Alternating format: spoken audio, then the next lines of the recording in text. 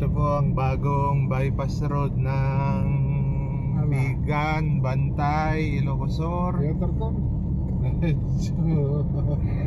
Unang-unang beses naming sinubukan. Kasama ko si Dran Rep.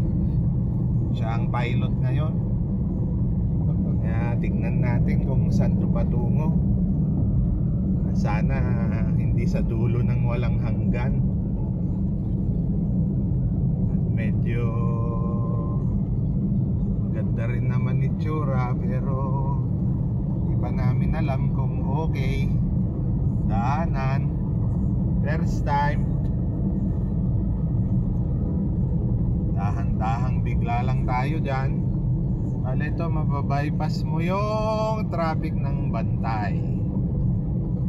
Kung di ka rin lang papasok ng Bigan, ayun. O, sa awa ng Diyos, sira pa ang daan. U-turn tayo. U-turn. At least nakita natin. Meron one way, pero hindi na namin isusugal. Dahil di naman namin alam ano pa meron doon. Kaya balik-balik muna tayo.